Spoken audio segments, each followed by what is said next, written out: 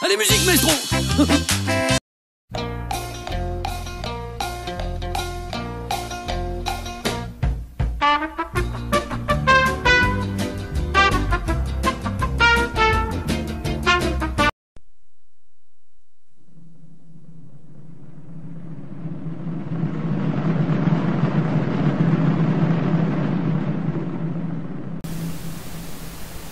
Bonjour, bonsoir à toutes et à tous et bienvenue dans Char Histoire.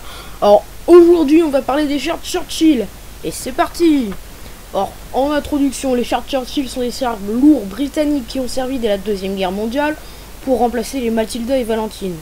Oh Matilda.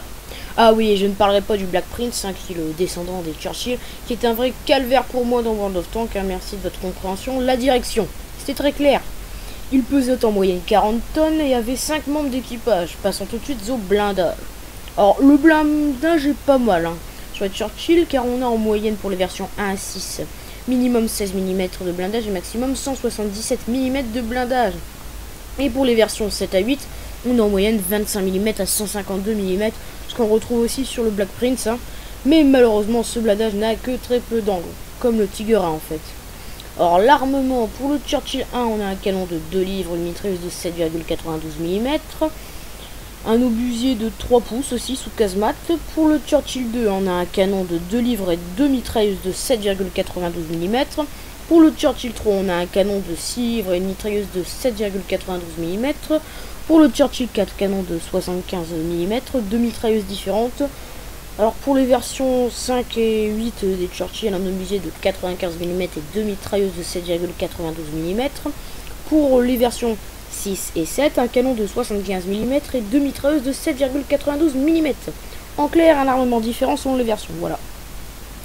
Je crois que vu ce que j'ai marqué, j'y suis allé très vite. Mais bon, passons. Alors pour ce qui est de la mobilité, les Churchill ne sont pas très mobiles, car avec 27 km/h sur route, et non pas 20 dans World of Tanks sur mon Churchill 7. Ah, j'en ai bavé avec ce char. Ah, quelle branche de merde dans votre, ne prenez jamais si vous êtes un débutant la branche des Anglais. Lourd. Alors pour les versions, ils ont un peu plus de 8 cheveux-tonnes et une autonomie de 140 à 150 km, ce qui n'est pas beaucoup. En conclusion, les Churchill furent des chars bien blindés, peu mobiles avec un canon moyen. Malheureusement oui, très mobile, et ce qui en fait une cible facile à toucher, mais quand même une bonne idée dans la conception d'un char lourd.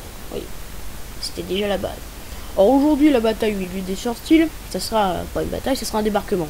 Enfin c'est quand même une bataille, mais c'est un débarquement. Le débarquement de Dieppe. Alors le débarquement de Dieppe fut une tentative de débarquement des Alliés en France occupée le 19 août 1942 sur le port de Dieppe. Sauf que essayer de débarquer dans un port très bien défendu, c'est pas une bonne idée, non. Alors les forces en présence sont un peu plus de 6000 alliés, 8 destroyers et 64 escadrilles, contre 1500 soldats allemands, sans oublier les chars Churchill alliés qui débarquent. Alors à 5h20, l'assaut principal est lancé sur la plage, et les hommes tombent comme des mouches. Bzzz, ta ta ta ta ta ta. Bon. C'est un énorme échec avec presque 3000 pertes du côté allié et plus de 300 pertes du côté allemand. Et c'est malheureusement une victoire allemande.